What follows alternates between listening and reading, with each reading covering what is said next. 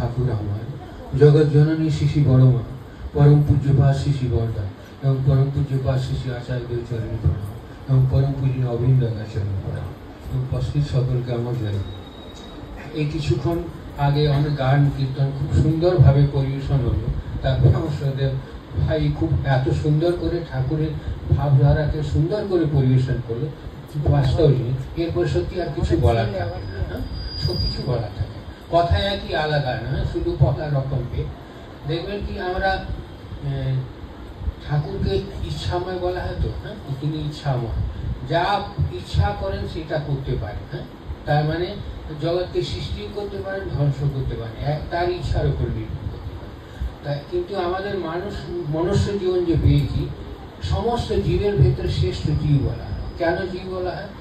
তাদের একজন একটা এক্সট্রা জিনিস দিয়েছেন, সেটা বোধ, বিবেক যাকে বলা হয়, চৈতন্য। হ্যাঁ, সেটা অন্য জীবের ভেতরে কম প্রমিনেন্ট। হ্যাঁ, এইটা বিবেকহীন হয়ে পড়ি, মনুষ্য জীবনটা ধারণ করে পশুর মতো যখন আচরণ করি, চলাবেলা ঠিক হয় না, দিশাহার হয়ে যায়, তখন বাধ্য হয়ে আসতে হয় তাকে, যুগে যুগে আসা। তা তিনি এই যুগে এসেছেন, তো আসার পর আমাদেরকে একটা জিনিস এক্সট্রা দিয়েছেন, সেটা ইচ্ছা। ইচ্ছাটা স্বাধীন দিয়েছেন, বাকিটা নিজের কাছে রেখেছেন। হ্যাঁ, তো এবারে তিনিও ইচ্ছাময়, আমাদেরকে ইচ্ছাময় করেছেন। হ্যাঁ, তাহলে আমরা তার কথা মানতেও পারি, নাও মানতে পারি, তিনি বাধা দেবেন না। হ্যাঁ, তার বিরুদ্ধে আচরণ করলে বাধা দেবেন না, তার পথে চললে বাধা দেবেন। হ্যাঁ, তাহলে এটা আমাদের ইচ্ছাটা স্বাধীন দিয়েছে। তা এই ইচ্ছাটাকে কার দ্বারা চালিত করবো? হ্যাঁ, একটা তো হয়তো আমাদের ভেতরে দুটো জিনিস আছে, তো বৃত্তি প্রবৃত্তি আর সত্তা। বৃত্তিবোধী যে কাম, ক্রোধ, মদ, লোভ, মোহ, মাৎসর্য, যে স্বরে রিপু বলা হয়। রিপু মানে শত্রুত্ব। হ্যাঁ, জন্মের সময় সঙ্গেই ছিল, যখন ধীরে ধীরে জন্ম বড় হয়, তো এবার যেন ইচ্ছাটা স্বাধীন হয়, তো ওই ইচ্ছা তার দ্বারা চালিত আছে, আমি তার বশে হয়ে যাচ্ছি, ও আমার বশে না হয় আমি ওর বশে হয়ে যাচ্ছি। সেই জন্যে বলছেন, দেখবেন কি কোনো কাজ করতে গেলে মানে একটা ইমোশন ক্রিয়েট হয়, তো সে শরীরেও থাকবে, তো হয়তো ক্রোধের ভাব থাকবে, কামের ভাব, লোভের হয়তো কোনো জায়গা থাকে, তখন ওটা যোগান দেয়। হ্যাঁ, কেন ঘর আছে 6টা আলাদা। হ্যাঁ, ওটা তখন হট্টকারিতা করে ফেলি। হ্যাঁ, তখন পরে অবশ্য এটা আমার না করার দরকার ছিল। হ্যাঁ, আর সত্তা চায় তাকে দিকে, অন্যদিকে, ঈশ্বরের দিকে ভালো বাধা দেয়। দেখবেন খারাপ কাজে থাকলে ভালো কাজে একটা বিবেক একটা দংশন করে। তাই যার বেশি শক্তি সেইটা আমি করি, তা তাকে যদি গভীর ভাষে ভালোবাসি, তার সঙ্গে যোগ যুক্ত হয়, তখন কন্ট্রোলিং পাওয়ারটা আমার চলে আসে। কিন্তু হ্যাঁ, এই হবে। হ্যাঁ, কিন্তু এইটা শুধু বাস্তব কর্মের ভেতরে আসবে কিন্তু। হ্যাঁ, নাহলে যে শুধু নাম ধ্যানে যে বলছে না ভাই, নাম ধ্যান যদি কোনো রকম মেকানিক্যালি করলাম তো হবে না। তো নাহলে অনেক অজস্র বই আছে, অনেক কোথাও শুনলাম আলোচনা, অনেক শুনলাম, শুনে কিন্তু মানে কিছু হবে কি? হ্যাঁ, ওটা যদি চরিত্রগত না করি। হ্যাঁ, ঠাকুর এক জায়গায় বলছে না কি, তুমি কথার যদি সাগর বইয়ে দাও তো কিছু লাভ হবে না। হ্যাঁ, হয়তো অনেক কথা বললাম অনেক, কিন্তু সেটা চরিত্রগত না করে তো কিছু লাভ হবে না কিন্তু। হ্যাঁ, সেটা বাস্তবে রূপ দিতে হবে। কিন্তু তা আমাদের ওই যে সঙ্গে ওটা থাকবে, তো শরীর দিয়ে যাবে না, তো এগুলোকে অ্যাডজাস্ট করার জন্য এই বাস্তবে কর্মে যোগান দিতে হবে। যখন যা বলেন সেটা করলে তখন দেখবেন এগুলো ধীরে ধীরে অ্যাডজাস্ট হয়। হ্যাঁ, আর এই যে আমাদের জীবনে যে অসুবিধে আসে, সাংসারিক জীবনে আসে কেন? ঠাকুর বলছেন 3টে কারণের জন্য আসে। একটা আমাদের পুরো জন্মের সঞ্চিত কর্ম নিয়ে জন্মাই, সেটা ছাড়ে না, ওটা দিয়ে অসুবিধা আসে।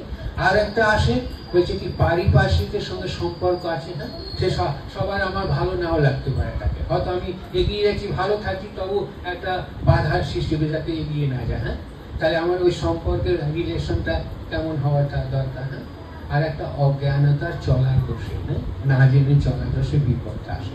বলছে এইগুলো আমাদের জীবনের ছিদ্র, এই ছোট ছোট ছিদ্র দিয়ে ওইগুলো চুনিয়ে আসে এগুলো। হ্যাঁ, এগুলো বন্ধ করার উপায় একমাত্র এই যজন যাজন ইষ্টবিধি। এই যে ডিপি ওয়ার্ক ওয়ানেটা কি, দীক্ষা নিয়ে তো ওই আগেও যাজন করা হতো দীক্ষার জন্য, আর যেটা ছেড়ে দিচ্ছে যতক্ষণ না যদি করে, তার পথে না নিয়ে আসি, তাহলে হওয়ার ছিদ্রগুলো বন্ধ হবে না, সেও ভালো থাকবে না।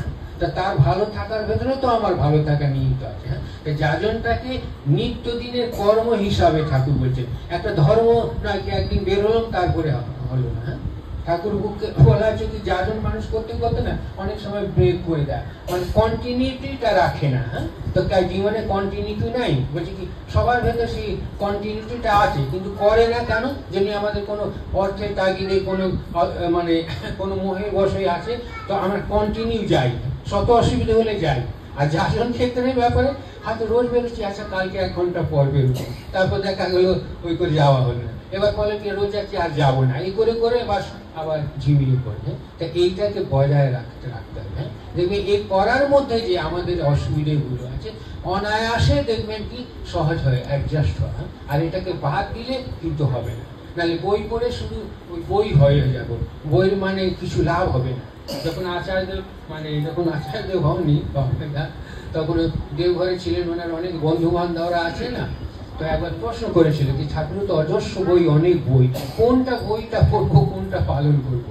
তা সহজ করে উত্তর দিয়েছিলেন কি যারা আচার্যকে খুশি করে চলে না, কিসে তিনি তৃপ্তি পান, মানুষ ওই দিকে লক্ষ্য করে চলে, ওটা ফুলফিল করে, এইটাই হচ্ছে বড় সাধনা। এরপর থেকে বড় সাধনা নেই। হ্যাঁ, এর মূল কথা চেষ্টা করেছি না, তাহলে বই যত করি তাকে না মেনে চলে ঠাকুর ফটো ক্যালেন্ডারে ঠাকুর হয়ে যাবে। হ্যাঁ, তিনি দেখবেন কি কোনো যাত্রা আমরা শুনি, বই পড়ে হয়তো নাটক পড়লাম, শুনলাম, শোনা আর ওইটাকে যে অভিনেতা ভালো করে অভিনয় যদি করে, তো আমার কাছে ওটা জীবন্ত হয়ে ওঠে না।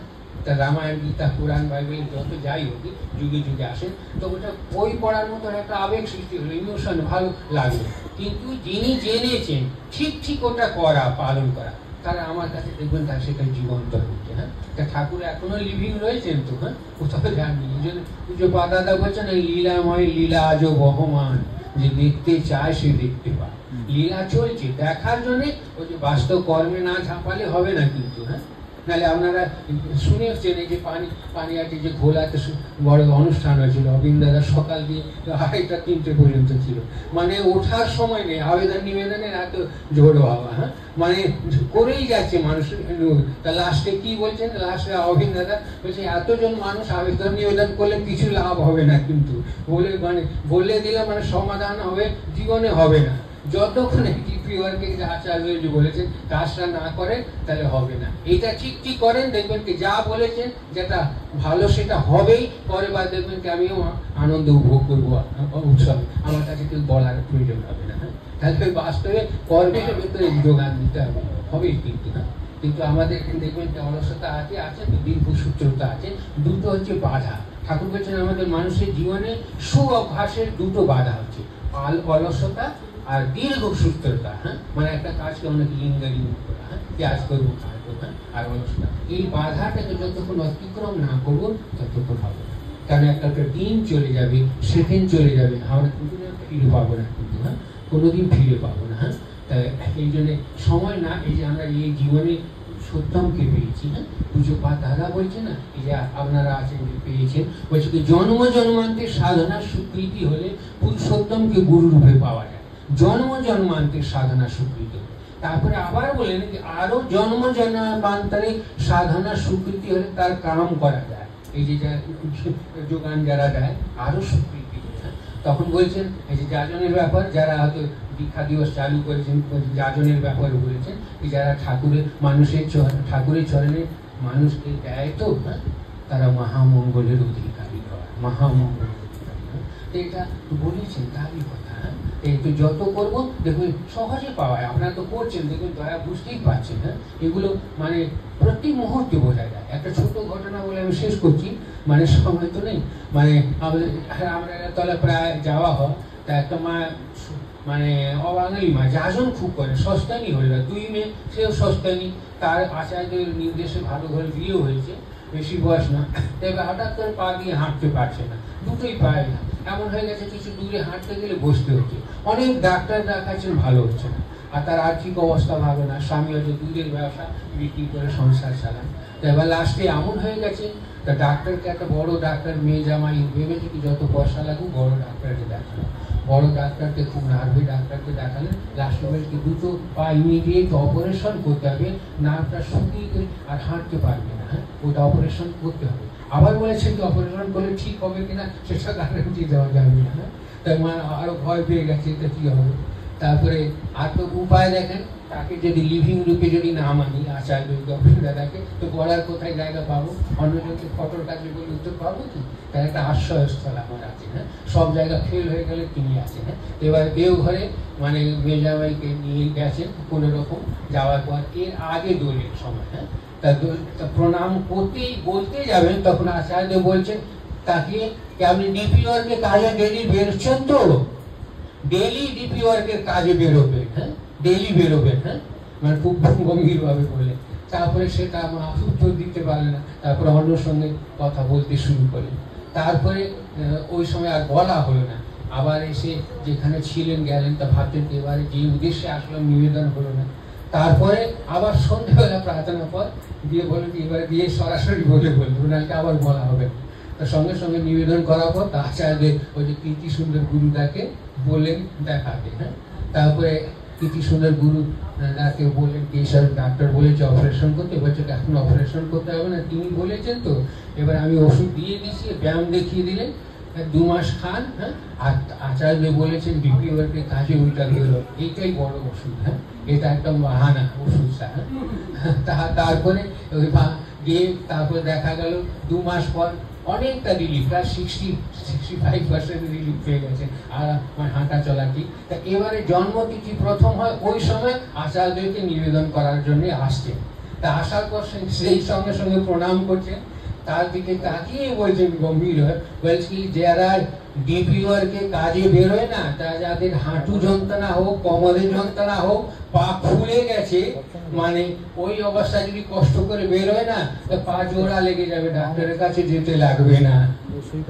তারপর থেকে সেই মানুষ আর কোনোদিন মানে বসে থাকে না, এভরিডে বেরোয়। তাকে দেখা দেখি অনেক মায়ের এখন বেরোয়, হ্যাঁ। এটা বলা হচ্ছে কি প্র্যাকটিক্যাল না হলে তাকে না মানলে না তো কিছু হবে না, হ্যাঁ। তাকে আমাকে তিনি তার ভিতর তিনি জীবন্ত হয়েছেন, তার নির্দেশ পালন করা মানে ঠাকুরের নির্দেশ পালন করা। কারণ ঠাকুরের বই আমি করতে পারি, নির্দেশ দিতে পারি, হ্যাঁ। আমাকে ভুল ত্রুটি ধরাবে না, আর লিভিং রূপে থাকলে সেটা আমার ধরাবে। সেইখানে ঠাকুর বলছে না, আচার্যকে বাদ দিয়ে তুই জ্ঞান গবেষণ করবি যত, সামঞ্জস্য থাকাই কঠিন, হারাবি তুই পথ নিয়ত। আবার বলেন কি, অরে পাগল এখনো শোন, এখনো ধর আচার্য গুরু, তারই ধরে যুক্ত হতো উঠুক বেড়ে তবে তোর।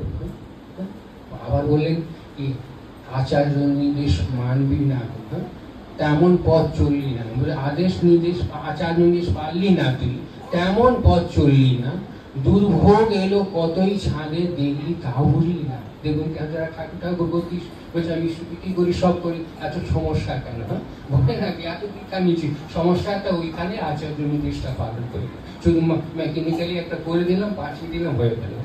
আচার্য নির্দেশ পালন করি না বলে দুর্ভোগটা আসলো।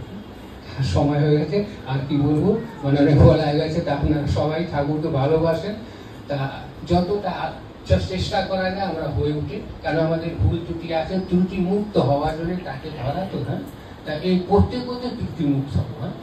ওই দিকে ধ্যান দিলে হবে না কি এটা আমার খুব খাঁটি, এটা না, হ্যাঁ। তিনি বলেছেন করবো, আমার যা আছে সেইটা নিয়ে তাকে ভালোবাসো, তাকে নিয়ে ভালোবাসো, ওইটাই হবে, ওই করতে করতে ভাবা, হ্যাঁ। ঠিক আছে, এই বলে আমি শেষ করছি। জয় গুরু।